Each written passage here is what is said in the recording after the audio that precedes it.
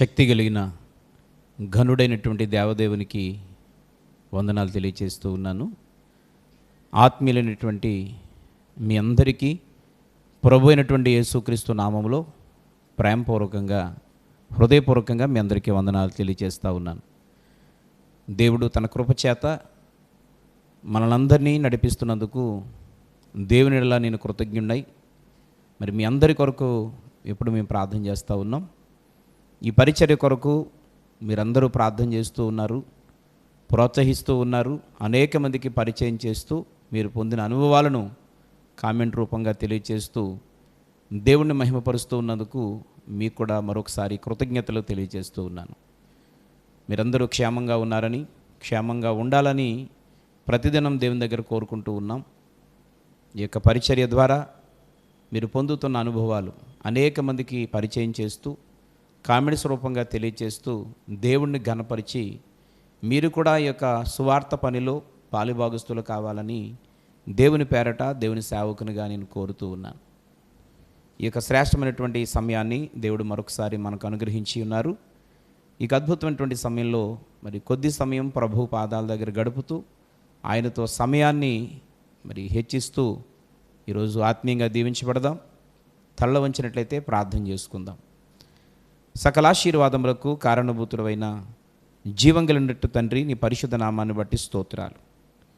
ఈ యొక్క గొప్ప అవకాశాన్ని, ఈ భాగ్యాన్ని మాకు అందరికీ అనుగ్రహించినందుకు ఎనలేని కృతజ్ఞతలు తెలియజేస్తూ ఉన్నాం నాయన. గతించినటువంటి దినములు, గతించినటువంటి రోజులు మమ్ములను మా కుటుంబాలను సురక్షితంగా క్షేమంగా కాపాడి ఈ అద్భుతమైనటువంటి సమయాన్ని మరొకసారి మాకు అనుగ్రహించారు. నీతో, నీ సన్నిధితో మరికొంత సమయం గడుపుటకు మీరు ఇచ్చిన కృపను బట్టి లెక్కలేని వందనాలు తెలియజేస్తూ ఉన్నాం. వాక్యం ద్వారా మమ్మల్ని మరొకసారి బలపరచండి. సరిచేసుకోవడానికి మీ హెచ్చరికలు, ఆదరణతో కూడినటువంటి వాక్యములు మాకు దయచేయమని కోరుతూ ఉన్నాను. ఈ కార్యక్రమంలో ఏకీభవించిన వారిని, ప్రార్థనలో ఏకీభవించిన వారిని, ఈ కార్యక్రమాలను ప్రోత్సహిస్తున్న వారిని మరింతగా దీవించి నడిపించి సహాయం చేయండి. నీ సన్నిధి తోడుగా ఉంచి బలపరచమని యేసు నామములో ఈ ప్రార్థన అడిగి వేడుచున్నాము తండ్రి, ఆమేన్. ప్రియమైనటువంటి వారలారా, పరిశుద్ధమైనటువంటి లేఖన భాగములో నుండి ప్రవక్త అయినటువంటి ఇర్మియా రాసిన గ్రంథం 33వ అధ్యాయం 3వ వచనాన్ని చదువుదాం. ఈ విధంగా రాయబడి ఉన్నది: నాకు మొర్రపెట్టుము, నేను నీకు ఉత్తరమిచ్చేదను. నీవు గ్రహింపలేని గొప్ప సంగతులను, గూఢమైన సంగతులను నీకు తెలియచేతును. ఈ యొక్క శ్రేష్టమైనటువంటి సమయంలో ప్రియమైనటువంటి వారలారా, దేవుడు ఇశ్రాయేలు ప్రజలు ప్రారంభ దినాల్లో చాలా ఆసక్తిగా, విశ్వాసంగా దేవుని కొరకు, దేవునిలో జీవించినటువంటి దేవుని ప్రజలు దేవుని యొద్ద నుంచి వారు అనేకమైనటువంటి దీవెనలు, ఆశీర్వాదాలు పొంది వారు దీవించబడి ఒక స్థాయికి వచ్చిన తర్వాత వారు మెల్లిమెల్లిగా దేవునికి దూరమై లోక సంబంధమైనటువంటి ఆలోచనలు, ఆశల్లో పడిపోయి దేవుణ్ణి చాలా బాధ పెట్టారు. ఆయనను మరలా వారిని ఆయన మునుపటి ఆత్మీయ స్థితిలోనికి వారిని నడిపించుటకు, వారిని సరిచేసి ఒక మంచి మార్గంలో వారు ప్రయాణం చేసేలాగా వారిని నడిపించుటకు తండ్రిని దేవుడు అనేక విధాలుగా ఆలోచనలు చేసి అనేక మంది ప్రవక్తలను, తన భక్తులైన వారిని పంపించి వారి యొక్క ఆత్మీయ జీవితాన్ని సరిచేయాలని ఎన్నో ప్రయత్నాలు చేస్తూ ఉన్నాడు. దానిలో భాగంగా ఆయన మాట్లాడుతున్నటువంటి మాట ఏంటంటే, నీవు నాకు మొర్రపెట్టుము అని చెప్పి అని అంటున్నాడు. ఆ విధంగా మీరు చేస్తే నీకు ఉత్తరం ఇస్తాను. నీవు గ్రహింపలేని గొప్ప సంగతులు, గూఢమైనటువంటి సంగతులను నీకు తెలియచేతును. అంటే పిల్లరా, దేవుని ప్రజలు పశ్చాత్తాపడి దేవుణ్ణి వెతికి వారి జీవితాన్ని సరిచేసుకుంటే ఫలితాలు అద్భుతంగా ఉంటాయని, ఫలితాలు చాలా ఆశ్చర్యంగా ఉంటాయి అనేటువంటిది ఈ వాక్య భాగం యొక్క ఉద్దేశం. ఎందుకంటే నేటి దినం ఈ యొక్క వాక్యాన్ని వింటున్న మన జీవితంలో కూడా ఎంతసేపు పిల్లరా ఆశీర్వాదము, దీవెన, లేకపోతే నా జీవితంలో అలా జరిగితే బాగున్ను, ఈ విధంగా కోరుకుంటున్నాను, ఈ విధంగా జరిగితే బాగున్ను అనేటువంటి ఆలోచనలే కానీ అసలు దేవుని యొక్క ఉద్దేశాన్ని మనం నెరవేరుస్తున్నామా లేదా? అసలు సమస్య ఏంటనంటే తండ్రి అనేటువంటి దేవుని యొక్క ఉద్దేశాన్ని మనం నిజంగా నెరవేర్చగలిగితే ప్రియులారా, మన కోసం మనం ఏది అడగాల్సిన అవసరం లేదు. ఎందుకనంటే ఆయన ఒక ప్రణాళికతో మనలను ఉన్నతమైన స్థితిలో తన పోలికలో చేయబడిన మనము తనలాగే ఉండాలనేటువంటిది దేవుని యొక్క ఆలోచన మన పట్ల. అది ఖచ్చితంగా దేవుడు నెరవేరుస్తాడు. ఎప్పుడు అనంటే తన ఉద్దేశాన్ని తెలుసుకొని తన చిత్తాన్ని తన ఉద్దేశ ప్రకారంగా మనము నడిచినప్పుడు మన కొరకు మనం ఆలోచించాల్సిన అవసరం లేదు. మన కొరకు మనం అడగాల్సిన అవసరం లేదు. ఒక నిజంగా నువ్వు ఆలోచించినా, ఆశపడినా, అడిగినా అంతంత మాత్రంగా కొద్దిగా చిన్నపాటి వాటిని ఆశిస్తావు. కానీ దేవుని యొక్క ప్రణాళిక మాత్రం నువ్వు ఆశించినంత చిన్నగా నిన్ను ఉంచాలనేటువంటిది దేవుని ఉద్దేశం కాదు. ఎందుకంటే బైబిల్ గ్రంథములో భక్తులైనటువంటి అనేక మంది జీవిత చరిత్రను మనం చూసినప్పుడు వాళ్ళు అక్కడక్కడ ఏమీ ఆశించలేదు ప్రియులారా. కొంతమంది అయితే అసలు దేవుడు ఇస్తాను అనంటే వద్దు అని చెప్పిన వాళ్ళు కూడా ఉన్నారు. అయినను దేవుడు వారిని ఉన్నత స్థితిలోనికి తీసుకుని వచ్చాడు. కారణం ఏంటంటే వారు తండ్రి యొక్క చిత్తాన్ని అనుసరించి నడిచేటటువంటి వారు. కనుక మనం ఆయనను అడిగే ముందు ఏమని అడగాలి అని అంటే, ప్రభువా నేను నీకు అనుకూలంగా ఉన్నానా లేదా? నా భక్తి నీకు సంతోషాన్ని ఇస్తా ఉందా? నేను నడిచే నడవడిక నిన్ను ఘనపరిచే విధంగా ఉందా లేదా? ప్రభువా నిన్ను బాధ పెడుతున్నానేమో, దేవా నిన్ను దుఃఖ పెడుతున్నానేమో, దేవా నీ ఉద్దేశాన్ని నేను నెరవేర్చలేకపోతున్నానేమో, నాకు బయలుపరచండి, నాకు తెలియచేయండి, నాతో మాట్లాడండి, నేను మంచి మార్గంలో నడిచినట్లుగా నీ కృప నాకు తోడుగా ఉంచండి అని కోరుకునేటువంటి వారికి అద్భుతమైనటువంటి రీతిలో ద్వారాలు తెరవబడతాయి. ఆ ఫలితాలు చాలా అద్భుతంగా ఉంటాయి. ఆ మనం అనుభవించే అనుభవం పులరా నీకు నీవుగా అనుభవిస్తా కానీ కొన్నిసార్లు చెప్పడానికి మాటలు దొరకవు. అంటే చెప్పసఖ్యము కానంత ఆ సంతోషాన్ని, ఆశీర్వాదాన్ని మనం అనుభవిస్తూ ఉంటాం. పిల్లరా ఈరోజు అటువంటి అనుభవంతో నేను ఉండాలనేటువంటిది ప్రధానంగా దేవుని యొక్క ఉద్దేశం. కనుక ఆయన అంటున్నాడు, మీరు మనుషుల మీద ఆధారపడడం కాదు, మీ సొంత జ్ఞానం మీద ఆధారపడడం కాదు, ప్రతి విషయంలోనూ నాకు మర్రపెట్టు, నన్నడుగు, నేను నీకు సమాధానం ఇస్తాను. అలాగ నీ జీవితాన్ని తండ్రి అయినటువంటి దేవుని చిత్తానుసారంగా మనము దాన్ని మార్చేసుకోగలిగితే ఆయన అంటున్న అద్భుతమైన మాట ఏంటంటే, నీవు గ్రహింపలేనటువంటి గొప్ప కార్యాలు జరుగుతాయి. అంటే దీంట్లో మనం చేయగలిగినటువంటి ఒక పని ఏంటి అని అంటే పిల్లరా, ప్రతి విషయంలోనూ దేవునిపై ఆధారపడి తన చిత్తాన్ని తెలుసుకోవాలనేటువంటి ప్రయత్నం మనలో ఎప్పుడూ ఉండాలి. జాగ్రత్తగా ఈ మాటను గమనించాలని కోరుతున్నాను. పిల్లరా, ప్రతి విషయంలో ఆయన మీద ఆధారపడి తన చిత్తాన్ని తెలుసుకునే ప్రయత్నం చేయాలి, తన ఉద్దేశాన్ని తెలుసుకునే ప్రయత్నం చేయాలి. ప్రభువా నేను ఎలా చేయాలనుకుంటున్నాను, ప్రభువా నాకు ఇలా చేయండి అని నీ ఆలోచన చెప్పడం కంటే, ఎందుకంటే మనం భూమి మీద ఉంటున్నాం, మనము నరులము, మానవ మాతృలము, జన్మతః కర్మతః మనము పాపులమై ఉన్నాము. ఈ లోకములో మన జీవితం, మన జ్ఞానం అంతంత మాత్రమే. కానీ తండ్రి అయినటువంటి దేవుడు ఆయన సృష్టికర్త. ఈ సర్వాన్ని తన యొక్క చూపుతో, తన మాటతో చేసినటువంటి శక్తి కలిగినటువంటి దేవుని యొక్క ఆలోచన మన ఆలోచన కంటే చాలా ఉన్నతంగా ఉంటుంది, చాలా గొప్పగా ఉంటుంది. ఆయన ఆలోచనలు చాలా డిఫరెంట్గా ఉంటాయి ప్రియమైన మిత్రులారా, ప్రత్యేకంగా ఉంటాయి, ఆశ్చర్యంగా ఉంటాయి. కనుక అవకాశాన్ని మనం ఆయనకు అప్పగించే వారిగా ఉండాలి, అవకాశాన్ని దేవునికి వదిలేయాలి. కనుక ప్రతి విషయంలో ఆశపడడం తప్పులేదు, అనుకోవడం తప్పులేదు. కానీ ప్రతి విషయాన్ని దేవునికి తెలియచేసి తన చిత్తానికి విడిచిపెట్టాలి, తన ఉద్దేశం ఏంటో తెలుసుకునే ప్రయత్నం చేయాలి. అది ఉద్యోగమైనా, అది పెళ్లి సంబంధాలైనా, అది ఇల్లు కట్టడమైనా. ప్రియమైన మిత్రులారా, నువ్వు ఏ విధమైన నూతన ప్రయత్నం చేయాలన్నా, ఒక చోటకి వెళ్ళాలన్నా, నీ గ్రామాన్ని విడిచి, నీ ఉంటున్న ప్రదేశాన్ని విడిచి వేరే దేశానికి, వేరే ప్రాంతానికి వెళ్ళి బ్రతకాలనుకున్నా, ఏ విధంగా నీ బిడ్డలను ఏ విధంగా తీర్చిదిద్దాలనుకున్నా, వారి కొరకు నువ్వు వేయబోతున్న ప్రతి అడుగు, నీ జీవితంలో నీ తీసుకోబోతున్న ప్రతి నిర్ణయం మొట్టమొదట ప్రభువు చెప్పి ఆయనకు అవకాశం ఇచ్చేసి తన చిత్తం ఏ విధంగా ఉందో తెలుసుకునే ప్రయత్నం చేసినప్పుడు, ప్రార్థనలో కనిపెట్టినప్పుడు, ప్రార్థన ద్వారా ఎదురు చూసినప్పుడు ఖచ్చితంగా దేవుడు బయలుపరుస్తాడు. కొంతమంది అనుకోవచ్చు, పిల్లల పూర్వకాల దినాలలో తండ్రి అనే దేవుడు డైరెక్ట్గా మాట్లాడేవాడు కదా, మేఘములో నుండి మాట్లాడేవాడు కదా. అయితే మరి నేటి దినం ఆయన మన మధ్యన లేడు. ఇప్పుడు ఆయన ఎలా మాట్లాడతారు అని అడిగితే, నేటి దినం మనందరికీ అంతకంటే సమీపమైనటువంటి ఆయన మాట్లాడే మాట ఏదైనా ఉందా అని అడిగితే దేవుని వాక్యం ద్వారా మాట్లాడతాడు.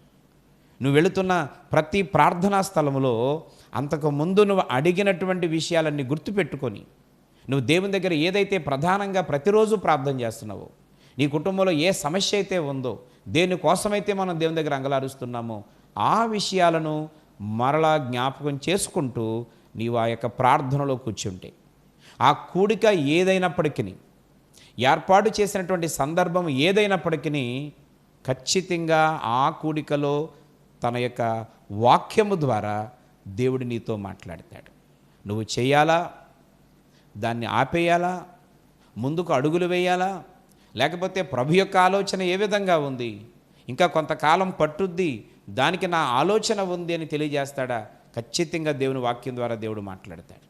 ఈరోజు ప్రియమైన మిత్రులారా, ఆయన దేవుని మందిరాలలో మనం వెళ్ళి వింటున్నప్పుడు దేవుడు మాట్లాడుతున్నాడు. ఈరోజు యూట్యూబ్ ద్వారా దేవుడు మాట్లాడుతున్నాడు, టీవీ వర్తమానముల ద్వారా దేవుడు మాట్లాడుతున్నాడు, కర్ర పత్రికల ద్వారా దేవుడు మాట్లాడుతున్నాడు, ఈరోజు సువార్త మీటింగుల ద్వారా దేవుడు మాట్లాడుతున్నాడు. దేవుని వాక్యములో నిండగా పరిశుద్ధ గ్రంథమైన బైబిల్ గ్రంథములో నుండి బయటకు వచ్చేటువంటి మాట ఎక్కడ నువ్వు వింటున్నప్పటికీ ఆ వాక్యములో నుండి దేవుడు నీతో మాట్లాడతాడు. కనుక ఆయనకి అవకాశాన్ని ఇచ్చేసి తన చిత్తాన్ని మనం తెలుసుకునే ప్రయత్నం చేసుకున్నప్పుడు ఆయన అంటున్నాడు, మరి మీ జీవితంలో నీవు గ్రహింపలేని సంగతులు, గూఢమైన సంగతులు నీకు తెలియజేస్తాను. నిజంగా ఆయన చేసే కార్యాలు కంటికి కనబడవు, చెవులకు వినబడవు, హృదయానికి గోచరము కాని కార్యాలు దేవుడు చేస్తాడు. ఈ వర్తమానం వింటున్న నా ప్రియ సహోదరి సహోదరుడా, దేవుని యొక్క వాక్యాన్ని వింటున్న నా ప్రియమైనటువంటి స్నేహితులారా, దేవుడు నీతో మాట్లాడుతూ అంటున్నాడు, నీ గత జీవితాన్ని దేవుడు జ్ఞాపకం చేస్తూ ఉన్నాడు. నీ జీవితములోనే ఇప్పటి వరకు చేసిన కార్యాలు ఒక్కసారి జ్ఞాపకం తెచ్చుకుంటే ఎంత ఆశ్చర్యం, ఎంత అద్భుతం.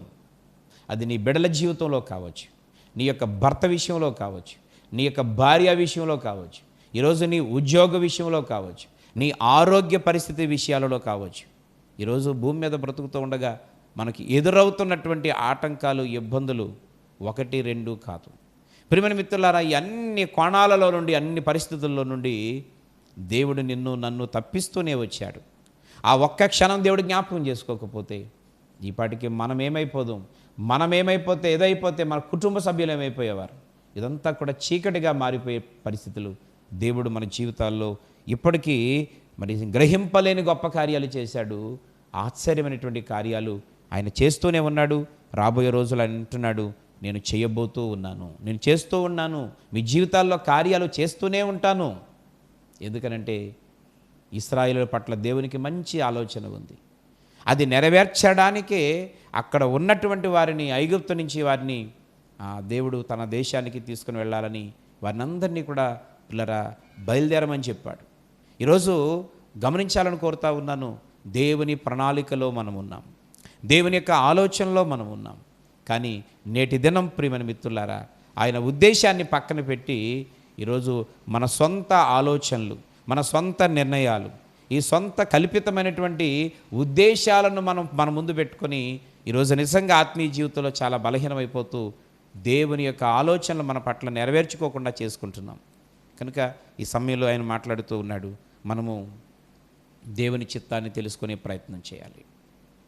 ప్రతి విషయంలో కూడా ప్రభు యొక్క ఆలోచన తెలుసుకునే ప్రయత్నం చేయాలి. దేవుని యొక్క వాక్యంలో ఉండి మరొక మాట చూసినట్లయితే, యెషయా గ్రంథము 43వ అధ్యాయము 19వ వచనంలో ఈ విధంగా వ్రాయబడి ఉంది, ఇదిగో నేనొక నూతన క్రియ చేయుచున్నాను, ఇప్పుడే అది మొలచును, మీరు దాన్ని ఆలోచింపరా? నేను అరణ్యములో త్రోవ కలగజేయుచున్నాను, ఎడారిలో నదులు పారచేయుచున్నాను. ఇక్కడ కూడా ఇశ్రాయేలు ప్రజలను ఉద్దేశించి దేవుడు మాట్లాడుతున్నాడు.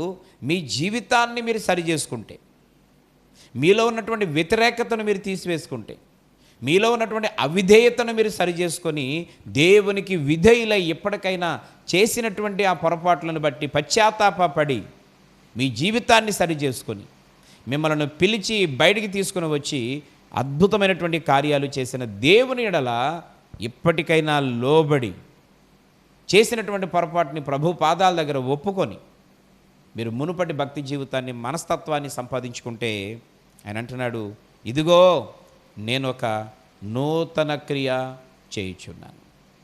ఈరోజు దేవుని మాటలు వింటున్న నా ప్రియ స్నేహితులారా, ఈరోజు ఈ వాక్యం ద్వారా కూడా దేవుడు మాతో మాట్లాడుతూ ఉన్నాడు. మనము కూడా సరి చేసుకుంటే, మనము కూడా దేవునికి ఇష్టలుగా నడిస్తే, మన యొక్క మాటల వల్ల కానీ, తలంపుల వల్ల కానీ, ఆలోచనల వల్ల కానీ, చేష్టల వల్ల కానీ, మన యొక్క తిండి వల్ల కానీ, మన ఆలోచన విధానం వల్ల కానీ దేవునికి బాధ పెట్టకుండా, దుఃఖ పెట్టకుండా, ఆయన నామమునకు అవమానము తేకుండా మనము జీవించగలిగితే, నువ్వు లోబడతానని సరి చేసుకుంటే, ప్రభు పాదాల దగ్గర పశ్చాత్తాపడి ఒప్పుకుంటే, దేవుడు ఇప్పుడే నీకు ఒక వాగ్దానం ఇస్తున్నాడు. మరలా ఇదిగో నేను ఒక నూతన క్రియ చేయబోతున్నాను. ఈ వాగ్దానం సొంతం చేసుకో. ఈ యొక్క పిలుపును నువ్వు ప్రత్యేకంగా స్వీకరించు. నీ జీవితంలో దేవుడు అంటున్నాడు, ఒక కొత్త కార్యాన్ని ప్రారంభించబోతున్నాను. నీ జీవితంలో ఒక కొత్త ధనాన్ని చూడబోతా ఉన్నావు. ఒక కొత్త అద్భుతమైనటువంటి కార్యం జరగబోతా ఉంది. అది ఏదైనప్పటికీ, అది నీ ఉద్యోగంలోనా, నీ ఇంటి విషయంలోనా, నీ బిడ్డల యొక్క వివాహ జీవితంలోనా, వివాహమైన వారి యొక్క సంతాన విషయంలోనా, ఓపిలరా ప్రమోషన్ విషయంలోనా, లేదా ఒక సమస్య పరిష్కరించబడడంలోనా, లేదా నిన్ను ఆత్మ సంబంధమైనటువంటి తన పాత్రగా వాడుకోవడంలోనైనా, ఏ విధంగానైనా దేవుడిస్తున్న వాగ్దానం ఏంటంటే, ఇదిగో నేను ఒక నూతన క్రియ చేయబోచున్నాను, అది ఇప్పుడే మొలచును. దేవుడు అంటున్నాడు, ఆ నూతనమైనటువంటి కార్యాన్ని చేయాలనుకున్నటువంటి ఆ విత్తనమును ఇప్పుడే నేను విత్తనాన్ని స్టార్ట్ చేస్తున్నాను. ఖచ్చితంగా విత్తనము భూమిలో పడిన తర్వాత అది కొంత సమయం, కొన్ని రోజులు, కొన్ని గంటలు, కొన్ని నెలలు టైం తీసుకొని ఖచ్చితంగా పిల్లరా ఆ విత్తనం మొలుస్తుంది. ఎందుకనంటే అన్ని విత్తనాలు ఒకే విధంగా ఒకే సమయంలో మొలవవు. ఈరోజు కొన్ని విత్తనాలు ఒక రాత్రి పగల్లోనే మొలుస్తాయి, మరికొన్ని విత్తనాలు 2 రోజులకు మొలుస్తాయి, మరికొన్ని విత్తనాలు 3 రోజులు పడతాయి. ఈరోజు కొబ్బరికాయ లాంటి ఒక గట్టిగా ఉండేటువంటి విత్తనం అయితే సుమారు 3 నెలల నుంచి 6 నెలలు కూడా పట్టుద్ది. ప్రియమైనటువంటి మిత్రులారా, ఇవన్నీ మీకు తెలియని విషయాలని కావు, కానీ ఎందుకు అవన్నీ జ్ఞాపకం చేస్తున్నాను అనంటే, ఆ విత్తనం యొక్క ఆ పరిమాణమును బట్టి, చేయబోతున్నటువంటి కార్యం యొక్క ఆ మూలమైనటువంటి విత్తనాన్ని బట్టి కొంచెం సమయము పట్టుద్ది. కానీ దేవుడు అంటున్నాడు, ఇదిగో నేను ఒక నూతన క్రియ చేస్తూ ఉన్నాను, దానికి సంబంధించినటువంటి విత్తనాన్ని ఈరోజే ఇప్పుడే మీ విషయంలో మీ కొరకు వేసి ఉన్నాను. సహోదరి, సహోదరుడా, ప్రియ తమ్ముడు, చెల్లి, నా ప్రియ తండ్రి, తల్లి, నువ్వెవరో అయినప్పటికీ ప్రభు నీతో ప్రేమతో మాట్లాడుతున్నాడు. నువ్వు దేవుని యొక్క ఆలోచన ప్రకారం, దేవుని యొక్క చిత్త ప్రకారం నువ్వు నడవడానికి ముందుకు రాగలిగితే ఆయన అంటున్నాడు, నేను ఒక నూతన క్రియ చేయాలనుకుంటున్నాను. ఆ క్రియ యొక్క విత్తనాన్ని, మూలాన్ని నేను ఇప్పుడే విత్తనంగా వేసి ఉన్నాను, ఇప్పుడే ప్రారంభించి ఉన్నాను. అది కొన్ని రోజుల తర్వాత నీవు దాన్ని చూడబోతా ఉన్నావు. ఆ కింద భాగంలో అన్నాడు ఆయన, ఎందుకనంటే మీరు ఒకసారి ఆలోచన చేయండి.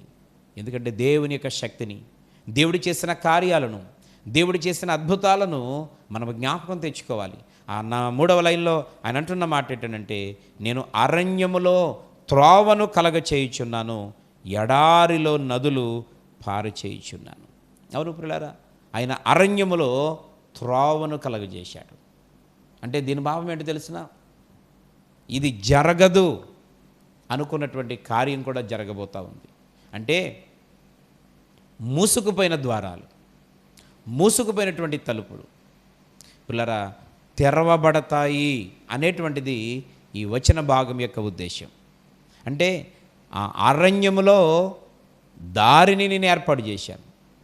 బైబిల్ లెక్కల ప్రకారం 6 లక్షల మంది ఆ పిల్లరా, ఇంకా వారితో పాటు చాలా లక్షల మంది ప్రయాణం చేస్తూ వారు వెళుతున్నప్పుడు వారు ఒక హైవే రోడ్డు మీదో ఒక అందరూ నడిచే దారిలోనూ ప్రయాణం చేయలేదు, కానీ అరణ్యము గుండా దేవుడు వారిని కానానుకు నడిపించాడు.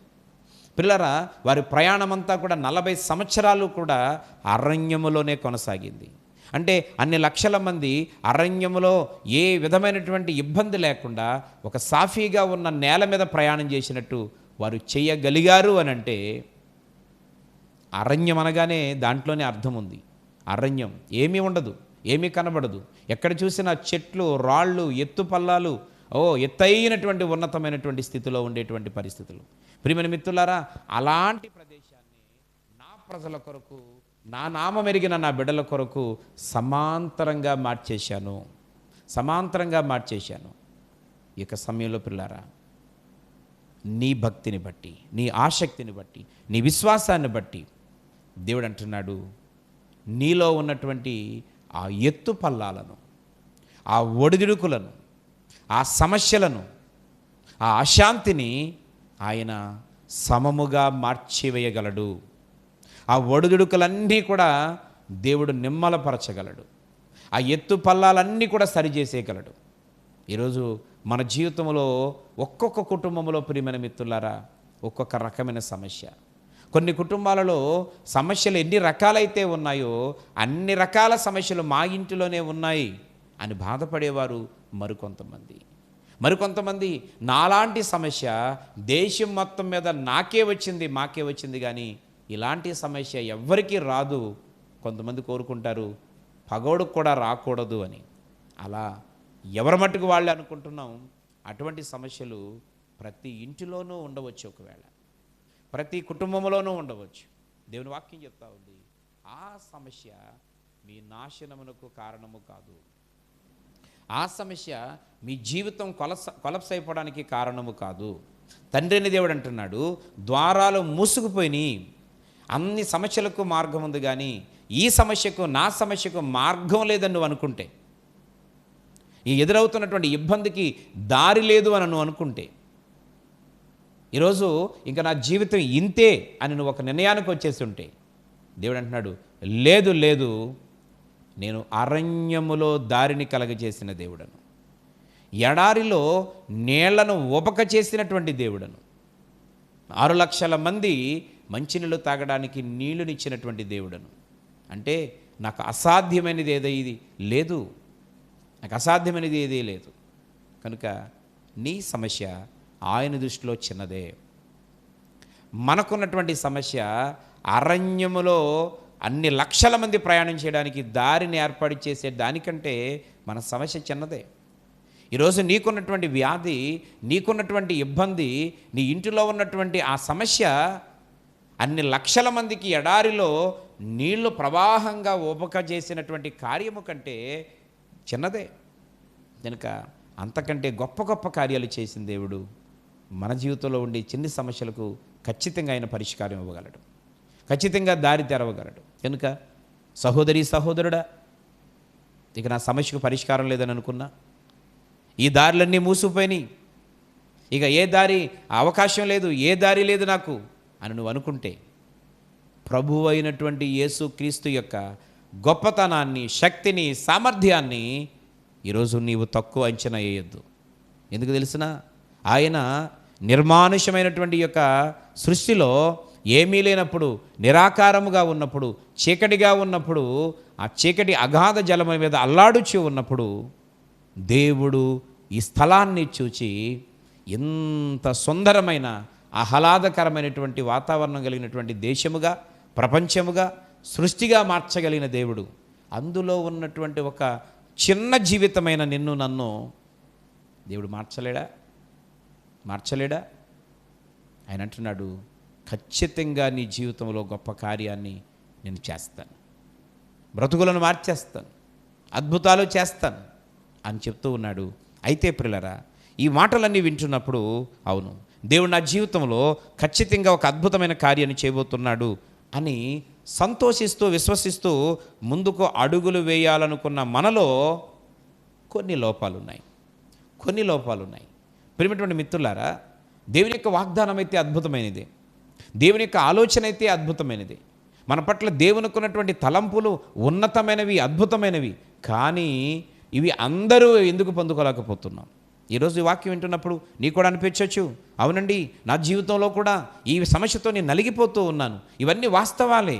కానీ అనేక పర్యాయములు నేను కూడా ప్రభుని దగ్గర నుంచి పొందుకోవాలని ఆశపడుతున్నాను, నా జీవితంలో ఎందుకు జరగట్లేదు అని అంటే దేవుడు అంటున్నాడు, మీలో కూడా కొన్ని లోపాలు ఉన్నాయి, మీలో కూడా కొన్ని బలహీనతలు ఉన్నాయి, మీరు కూడా కొన్ని పొరపాట్లలో కొనసాగుతూ ఉన్నారు అని అంటూ యెషయా గ్రంథం 43 అధ్యాయంలోనే 22వ వచనాన్ని 43:22 చూస్తే, యాకోబు నీవు నాకు మొర్ర పెట్టుట లేదు, ఇశ్రాయేలు నన్ను గూర్చి నీవు విసిగితివి కదా. అవును, ఈరోజు భక్తుడైనటువంటి యాకోబుని పిలిచినటువంటి దేవుడు పిలుస్తూ అంటున్నాడు, యాకోబు నీవు నాకు మొర్ర పెట్టుట లేదు. ఈరోజు దేవుడు ఒక నింద వేస్తున్నాడు మనల్ని. మనము మొర్ర పెట్టాల్సినటువంటి విధంగా మొర్ర పెట్టట్లేదు, మనము దేవుని సన్నిధిలో ప్రాధేయపడాల్సినటువంటి విధంగా మనం ప్రాధేయపడట్లేదు. కానీ చేస్తున్నాం ప్రార్థన, అడుగుతున్నాం దేవుణ్ణి, మొర పెడుతున్నాం. ఎప్పుడు అనంటే సమస్య వచ్చినప్పుడు, సమస్యలో ఇరుక్కుపోయినప్పుడు, వ్యాధి ముదిరిపోయినప్పుడు, ప్రాణం మీదకి వచ్చినప్పుడు, పరిస్థితులు ఏది కూడా అనుకూలంగా లేకుండా ప్రతికూలం అయిపోయినప్పుడు అప్పుడు మొరపెడుతున్నాం. ఆపద మీదకి వచ్చి పడిపోయినప్పుడు మొరపెడుతున్నాం. ఇంకా ఎక్కడికి వెళ్ళడానికి దారి లేక అన్ని దారులు మూసిపోయినప్పుడు, సహాయం అంతా ఆగిపోయినప్పుడు, అప్పుడు ఏం చేయాలో తెలియని పరిస్థితిలో మరి దేవుడా నీవే దిక్కన్నట్లుగా మాట్లాడుతున్నాం. ఆ పరిణామం తప్పని చెప్పడం లేదు, అది అసలు దేవుని గురించి, దేవుని వాక్యం గురించి తెలియని వారు మరి తెలియనంత కాలం మనుషుల మీద, సొంత బలం మీద, వాటి మీద, వీటి మీద ఆధారపడి చివరికి వారి జీవితం కొలప్స్ అయిపోయిన తర్వాత, వారు నిజమైన దేవుడు యేసుక్రీస్తుని తెలుసుకున్న తర్వాత ఆయన దగ్గరికి వచ్చి పశ్చాత్తాపపడి ఆయన పాదాల మీద పడితే దేవుడు తప్పకుండా కార్యం చేస్తాడు. కానీ మరికొంతమందిగా ఉన్న మనకు అన్నీ తెలిసుండి కూడా ఈరోజు దేవుణ్ణి అడగలేకపోవడం, మొర్రపెట్టకపోవడం అనేటువంటిది మనలో ఉన్న లోపమని దేవుడు జ్ఞాపకం చేస్తున్నాడు. ఇశ్రాయేలు నీవు నా విషయంలో విసిగితీవు కదా. అవును, కొన్నిసార్లు ప్రియమైన మిత్రులారా, మరి యాక్చువల్గా ఆలోచన చేస్తే ప్రియులారా, మనల్ని బట్టి, మనం అడిగేటువంటి విధానాన్ని బట్టి, మన చేష్టలను బట్టి, మన మాటలను బట్టి, మనం వేసే నిందలను బట్టి మనల్ని భరించడానికి ఆయన విసిగిపోవాలి. కానీ బాధాకరమైన విషయం ఏంటంటే, కొద్ది రోజులు భక్తి చేసి మనం విసిగిపోతూ ఉన్నాం. ఆశ్చర్యం ఏంటంటే, భక్తి చేయడం వలన మనకే లాభం కానీ ఆయనకి ఏ ప్రయోజనం లేదు. ప్రియమైన మిత్రులారా, గంట సేపు ప్రార్థన చేసినా నీ కొరకు అడుగుతావు, నీ కుటుంబ సభ్యులకు, నీకు కావలసిన వారి కొరకు అడుగుతావు, నీ ఆరోగ్యం కోరుకుంటావు, నీ అభివృద్ధిని కోరుకుంటావు. ఎంతసేపు ప్రార్థన చేసినా మనకే లాభం. దేవుని దగ్గర నుంచి ఏమడిగినా ఆయన ఇస్తే అది మనకి మేలు. అంత మాత్రమే కాకుండా యథార్థంగా, న్యాయంగా చివరిదాకా, అంటే దేవుని రాకడ వరకు, మన పోకడ వరకు జీవిస్తే భూమి మీద మంచి జీవితాన్ని జీవించడమే కాకుండా మరణించిన తరువాత, చనిపోయిన తరువాత మరలా నరకమునకు పోకుండా, అగ్నిలో, అగ్ని గుండములో పడిపోకుండా నిత్యరాజ్యమైనటువంటి పరలోకమునకు మరలా దేవుడు తీసుకుని వెళతాడు. ఇది కూడా ఎవరికి లాభం? ఈరోజు వాక్యం వింటున్న నీకే లాభం, మనకే లాభం. కానీ ప్రియమైన మిత్రులారా, మనము విసిగిపోతూ ఉన్నామంటున్నాడు దేవుడు. మనం విసిగిపోకూడదండి. అసలు మనం చేసే ప్రార్థనలకు, మనం పెట్టే టార్చర్కు, మనము ఎప్పుడు ఏది అడుగుతామో తెలదో, ఎంత అడుగుతామో తెలదో, ఎన్ని పనులు దేవుడు చెప్తామో తెలియదు. ఇలాగ ఈ ప్రపంచంలో ఇన్ని వేల లక్షల కోట్ల మంది ప్రజలు ఒక్క గంటలో దేవుణ్ణి ఎన్ని విధాలుగా అడుగుతూ ఉంటే ఇవందరికీ చేయలేనేమో అని ఆయన విసిగిపోవాలా. కానీ ఆయనలో అది లేదు. ఈరోజు నీ కొరకు నువ్వు అడగడానికి విసిగిపోతున్నావు, నీ యొక్క క్షేమం కొరకు భక్తి చేయడానికి విసిగిపోతున్నావు, నీ కుటుంబ సభ్యుల యొక్క క్షేమము కొరకు దేవుని పాదాల దగ్గర గడుపుటకు విసిగిపోతున్నావు. కనుక దేవుడు అంటున్నాడు, ఈరోజు కొన్ని కార్యాలు మీ జీవితాలలో జరగకపోవడం గల కారణం ఏంటంటే, మొర్ర పెట్టాల్సిన రీతిలో మొర్ర పెట్టట్లేదు, అడగాల్సిన విధంగా దేవుణ్ణి అడగట్లేదు, అడగాల్సిన సమయంలో దేవుని సన్నిధిలో గడపట్లేదు. రెండు ప్రియమైన మిత్రులారా, కొద్ది రోజులు భక్తి చేసి కొంతకాలం నడిచి మీరు విసిగిపోతున్నారు. ఈరోజు అది సరైనటువంటి విధానము కాదని, అట్లా చేస్తే అది నీకు క్షేమము కాదని, దానివలన ఏ ఆశీర్వాదము నేను పొందుకోలేమని ఈ వాక్య భాగం ద్వారా దేవుడు చాలా స్పష్టంగా ఈరోజు మనకు తెలియజేస్తూ మనతో మాట్లాడుతున్నాడు. కనుక ప్రియమైనటువంటి వారలారా, ఈరోజు నేను ప్రభు అయినటువంటి యేసయ్య సన్నిధిలో అన్ని వేళలా ప్రార్థించేవారిగా ఉందాం. మనం మునుపటి విన్నట్లుగా, ఈ వచన భాగంలో ముందు విన్నట్లుగా ప్రతి విషయాన్ని ప్రభువుకి తెలియజేసి తన చేతులకు అప్పగించి తన చిత్తాన్ని తెలుసుకొని తన ఉద్దేశాన్ని మనం అనుసరించేటువంటి ప్రయాణంలో ఈరోజు నేను మనందరం సాగగలిగితే, ఆయన అంటున్నాడు, నీవు గ్రహింపలేని కార్యాలు జరగబోతూ ఉన్నాయి. గొప్ప ఘోరమైనటువంటి అద్భుతమైనటువంటి సంగతులు మీ జీవితంలో కార్యరూపం దాల్చబోతూ ఉన్నాయి. అంత మాత్రమే కాకుండా నీ జీవితంలో మూసుకుపోయినటువంటి ద్వారాలు ఇవన్నీ కూడా నేను తెరవబోతూ ఉన్నాను. నీ జీవితంలో ఒక అద్భుతమైనటువంటి కార్యాన్ని నేను చేయబోతా ఉన్నాను అని ఈ సందర్భంగా దేవుడు చాలా స్పష్టంగా మాట్లాడుతూ ఉన్నాడు. ఈ యొక్క వర్తమానం వింటున్నా నా ప్రియ సహోదరి సహోదరుడా, తండ్రిని దేవుడు నిన్ను ప్రేమిస్తూ నీతో ఈరోజు మాట్లాడుతూ ఉన్నాడు. నీ పరిస్థితులను దేవుడు చూస్తూ ఉన్నాడు. నీ ఆలోచన విధానం దేవునికి తెలుసు. నీ కుటుంబం యొక్క పరిస్థితులు దేవునికి తెలుసు. ఈరోజు ఆయన అంటున్నాడు, నేను ఒక నూతన క్రియ మీ జీవితంలో ప్రారంభించబోతా ఉన్నాను. అది ఇప్పుడే నేను విత్తనంగా వేశాను. అది ఖచ్చితంగా కొన్ని రోజుల్లో జరగబోతూ ఉంది. నీ జీవితంలో ఇది సాధ్యమో కాదు అని అనుకుంటే అది మూసిపోయిన ద్వారాలు కూడా నేను తెరుస్తాను. నీ జీవితంలో ఒక అద్భుతమైనటువంటి కార్యాన్ని నువ్వు చూడబోతా ఉన్నావు అని పరిశుద్ధాత్మ దేవుడు ఈ సందర్భంగా తెలియజేస్తూ ఉన్నాడు. ఎందుకనంటే నువ్వు నమ్ము, విశ్వసించు, ప్రభు అయిన యేసు మీద ఆధారపడి జీవించు. ఇప్పటివరకు దేవుని బాధ పెట్టే విషయాలు ఏవైతే నీ జీవితంలో ఇంకా ఉన్నాయో యేసయ్య కోసం అవి ఇప్పుడే విడిచిపెట్టేయి. ఒక సంపూర్ణమైనటువంటి మార్పుతో, మారు మనసుతో, తీర్మానంతో ప్రభు పాదాల దగ్గర గడుపు. దేవుడు ఒక అద్భుతమైనటువంటి కార్యం చేయడానికి దేవుడు సిద్ధంగా ఉన్నాడు. ప్రియులారా, సిద్ధంగా ఉన్నాడు. పరిస్థితి ఏదైనా, బలహీనత ఏమైనా, సమస్య ఏదైనా, నీ కలిగినటువంటి ఇబ్బంది ఏదైనప్పటికీ తండ్రి అయినటువంటి దేవునికి సాధ్యమే. నేను అద్భుతమైనటువంటి కార్యం చేయగలడు. కనుక ఈరోజు ఈ వచన భాగాలను బట్టి, వాక్య భాగాలను బట్టి మన జీవితంలో లోపాలను సరిచేసుకొని ఈ వాక్యం ద్వారా బలపరచబడి దేవునితో సహవాసం కలిగి ఆయనతో ఆలోచించి ఆయనతో షేర్ చేసుకునే వారిగా ముందుకు సాగిపోదాం. ఈ యొక్క అద్భుతమైనటువంటి మాటలు పరిశుద్ధాత్మదేవుడు మనందరి వినికిల్లో ఆయన దీవించి ఆశీర్వదించునుగాక. ఆమెన్. తలలు వంచండి, ప్రార్థనలో ఏకీవించండి. విత్తబడినటువంటి వాక్యం కొరకు మీ వినినటువంటి వాక్యాన్ని బట్టి ఇప్పుడే ఇక్కడే ఒక తీర్మానం తీసుకుంటూ దేవుని దగ్గర ప్రార్థన చేసుకోండి. దేవుడు అద్భుతమైనటువంటి కార్యాన్ని చేయబోతా ఉన్నాడు. తలలో వంచండి, ప్రార్థన. ప్రేమ కలిగినటువంటి ఈ పరిశుద్ధమైన నామాన్ని బట్టి స్తోత్రాలు. ఈ యొక్క శ్రేష్టమైనటువంటి సమయంలో నీవే మాతో మాట్లాడినందుకు కృతజ్ఞతలు తెలియజేస్తూ ఉన్నాం. నిజమే నాయనా, మా జీవితాలలో మేము ఆత్మీయంగా సాగుతున్నాం అనుకుంటున్నాం, కానీ నీకు నచ్చే విధంగా, నీకు మెచ్చే విధంగా, నీ చిత్తానుసారమైనటువంటి ఆత్మీయ జీవితాన్ని మేము కొనసాగించలేకపోతా ఉన్నాం. నేటి దినం నీవు నాకు మొర్ర పెడితే నేను సమాధానం ఇస్తాను అంటే అన్ని విషయాలలో మీలో ఉన్నటువంటి అవిధేయతను మీరు గుర్తించి దానిని విడిచి విధేయులై నాతో ఆలోచన చేసి నా నిర్ణయాల ప్రకారం మీరు ముందుకు కొనసాగగలిగితే మీ జీవితంలో గొప్ప కార్యాలు చేస్తానన్నావు. ఘోరమైనటువంటి సంగతులను తెలియజేస్తానని సెలవిచ్చారు నాయన.